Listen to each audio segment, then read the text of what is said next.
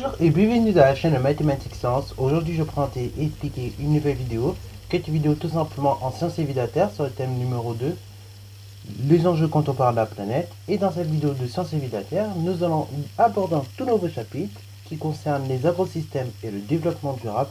Et dans cette vidéo-là, nous allons ici voir qu'est-ce que c'est qu'un agrosystème et essayer de comprendre son fonctionnement. Alors donc ici, avant de rentrer dans le sujet, on va déjà faire une petite introduction. Ensuite, voir ce que c'est qu'un agrosystème et ensuite voir un petit peu comment il fonctionne. Alors, c'est parti mon kiki. Donc, nous allons un peu introduire au niveau du sujet des agrosystèmes. Et déjà, quand on pense à agrosystème, la plupart du temps, en fait, on pense à nourriture, on pense à production agricole, on pense également à tout ce qui est en lien avec les animaux. Mais en fait, en réalité, on peut également penser au textile, on peut également penser à certains matériaux qui sont produits de là. Ok, voilà.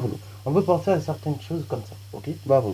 Et justement, et qui dit agrosystème, qui dit donc agriculture, il faut savoir que l'agriculture, comme la population mondiale, a connu une certaine croissance.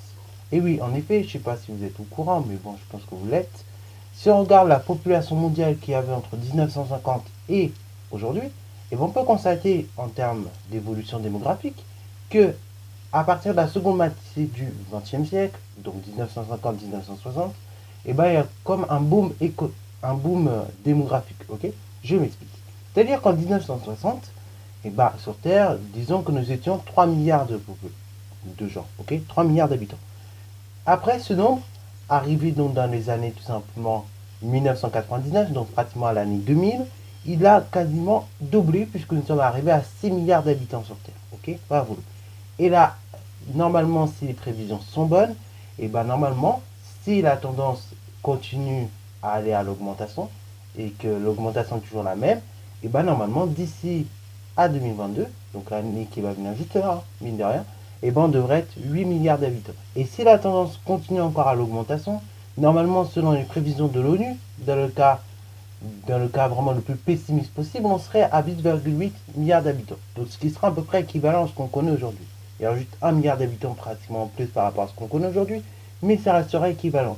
Ou sinon, dans l'évolution intermédiaire, on pourrait éventuellement imaginer une population qui grandit à 9,5 milliards d'habitants.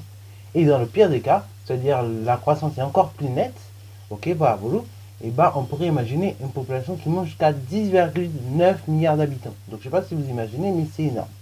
En tout cas, bon, cela reste des prévisions.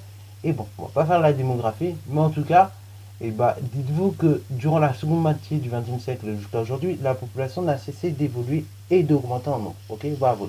Et cela n'est pas sans conséquence au niveau du système agricole, puisqu'au niveau de l'agriculture, du coup, forcément, la production a dû être de plus en plus intensive. Elle a dû augmenter. Et oui, en effet, pour nourrir les êtres humains, bien que nous soyons des êtres humains modernes, bien que nous soyons dans les industries ou des choses comme ça, néanmoins, pour nourrir les êtres humains, on a quand même recours à l'agriculture. Ok, bravo. Et donc, l'augmentation comme ça qu'il y a eu en termes de la démographie, en termes de population, là, au niveau de la production agricole, logiquement, il y a eu également cette augmentation. Cette augmentation s'est faite également à la suite de l'augmentation de la population mondiale. Ok, bravo. Et donc cette augmentation de la production agricole s'est faite notamment suite à l'augmentation de la population mondiale, mais elle a été également permise au vu de diverses choses, notamment au niveau des variétés à haut rendement, ok, bravo, à des innovations telles que également les engrais, la protection des plantes, ou encore la mécanisation de certains processus, ou encore l'irrigation, ok. Tous ces processus-là, toutes ces innovations-là ont permis justement de faire augmenter comme ça la production agricole, ok, bravo. Et un cas particulier justement de production agricole, ce sont les agrosystèmes. Alors donc, un agrosystème, c'est une façon donc de faire de la production agricole, et c'est un système, en fait, ce sont des systèmes agricoles, ok. Quand on parle d'agrosystème, on parle de système agricole, et donc ce sont des systèmes agricoles qui sont gérés par les humains, ok, bravo, et qui permettent justement la production de biomasse alimentaire, mais également pas que, également de biomasse, de matériaux qui permettent par exemple la fabrication d'agrocarburants, de médicaments ou encore du textile. Ok, bravo. Un agrosystème, c'est ça, c'est un système agricole qui et géré par un humain et qui permet non seulement la production de biomasse alimentaire, donc d'aliments, mais également donc de textiles, de matériaux pour la fabrication d'agrocarburants ou de médicaments. Ok.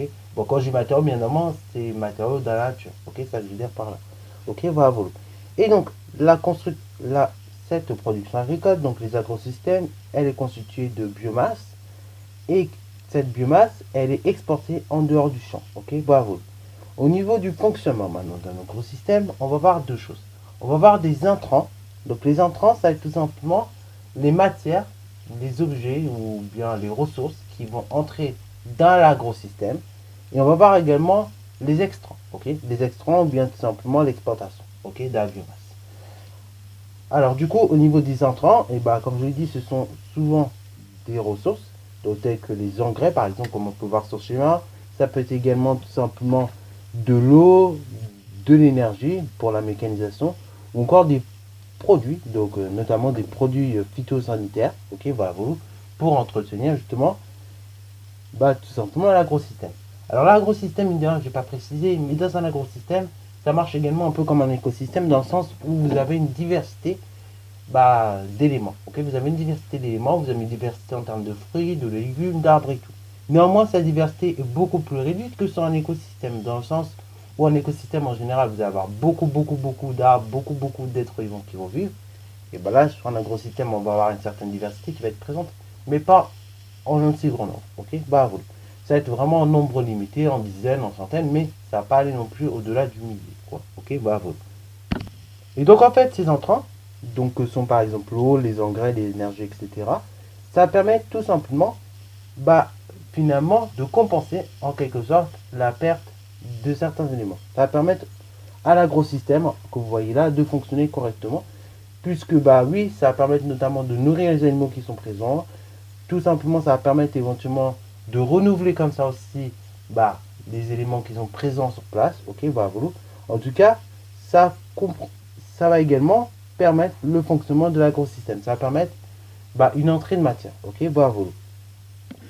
Et donc ces entrants, quand ils vont entrer logiquement dans l'agrosystème, ça va compenser également quelque chose de particulier qui est normal, c'est la perte des éléments nutritifs qui sont prélevés dans le sol. Bah, logiquement, quand vous prélevez quelque chose dans le sol, logiquement, c'est pas forcément comme, par exemple, je sais pas moi, c'est pas comme par exemple le soleil où on va en réavoir le lendemain, quoi. Ok, si on peut dire ça comme ça. Là, ça pas quelque chose qui va se renouveler tout de suite. Donc en fait, pour compenser cette perte d'éléments nutritifs que l'on prélève dans le sol, et ben on va comme ça avoir recours aux intrants et ça va également compenser aussi le fait que bah, du coup, et bah, on ait de la matière qui soit exportée. Okay, la matière finale, quand on va l'exporter, et bah, après, logiquement, il y en aura moins dans l'agrosystème. Et donc, et bah, pour compenser ces deux pertes-là, si on peut dire ça comme ça, la perte d'éléments nutritifs qui sont présents dans le sol, ou bien la perte également d'éléments parce qu'ils sont sortis de l'agrosystème, et bah, pour compenser ces deux choses-là, on va avoir besoin et recours même aux intrants. Ok, bah, voilà. Également, ça c'est pour le fonctionnement de l'agrosystème, il faut des entrants. Au niveau donc de l'agrosystème, des animaux vont être nourris, vont être logés, ils vont bien vivre quoi, ils vont vivre au mieux et après ils vont être abattus et de là ils vont être exportés, ok, ils vont mourir et après ils vont être exportés, ok, exportés puis vendus. Donc à divers fins, donc ça peut être pour l'alimentation, mais ça peut être également pour les textiles ou autres, ok, voilà. Alors j'ai pris l'exemple des animaux, mais en fait c'est toutes les ressources. Ça marche comme ça pour toutes les ressources qui sont présentes dans un agrosystème.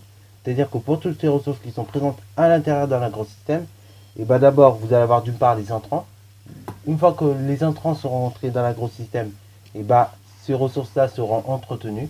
Et puis dès qu'elles auront été, elles arriveront à un point où on pourra les vendre, où on pourra les utiliser, et ben de là elles vont être exportées et à des fins en particulier comme l'alimentation, le textile ou autre. Ok, bah, voilà. Par exemple, si on prend l'exemple des yaourts, et bah d'abord on va prendre une vache. Ok, bah voilà, la vache va produire son lait. Ensuite, ce lait va être transformé. Ok, bah voilà, on y ajoutera d'autres ingrédients.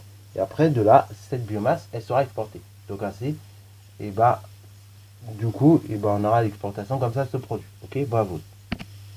Et donc également un certain nombre de choses qui vont être faites, c'est vous allez avoir un choix au niveau de la production agricole et de son organisation qui va être faite par, encore une fois, des interventions humaines.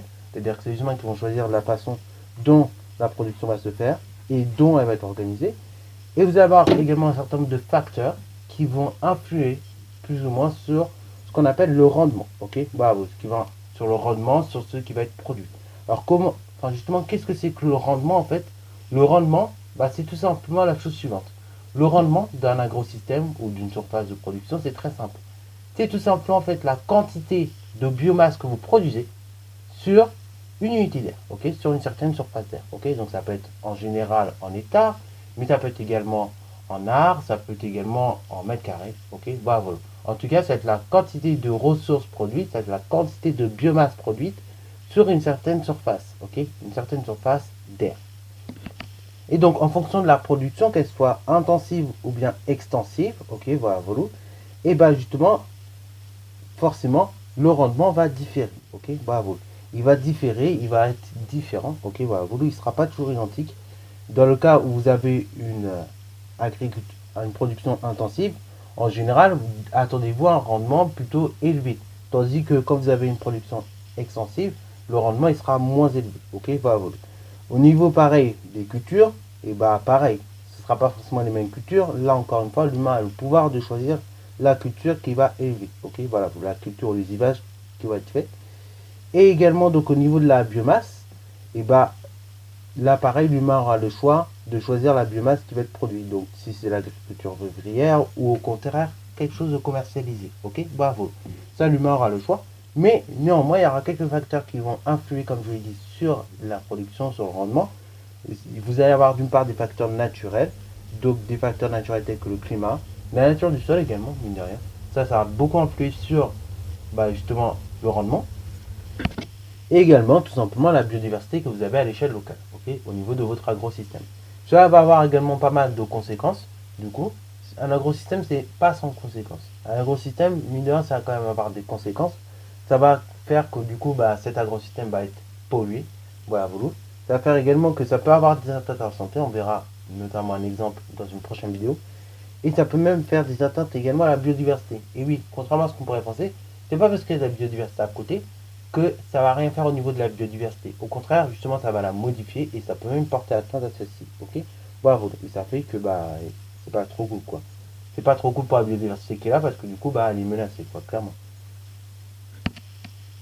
Alors, du coup, qu'est-ce qu'il faut retenir au niveau des agrosystèmes? Donc un agrosystème, il faut obtenir que ce n'est rien de plus qu'un système de production agricole, ok, qui a pu, enfin, que l'on peut faire diverses choses. Donc, on peut produire notamment du textile, mais également principalement des choses alimentaires, ou bien également des éléments qui vont permettre la fabrication d'agrocarburants ou encore de médicaments. Ok, voilà. Il faut comprendre que dans un agrosystème, et ça, il faut bien que vous l'ayez en tête, il y a des intrants et il y a des sortants. Ok, voilà, des extrants.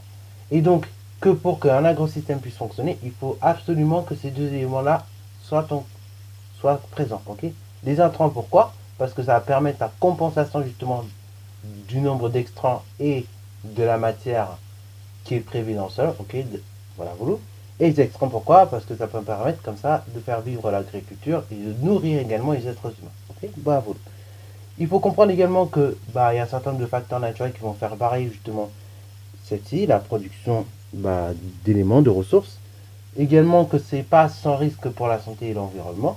Et que justement l'humain, mine de rien, a quand même le choix au niveau de l'organisation de l'agrosystème et de la façon dont on va faire la production. Ok, voilà, voilà.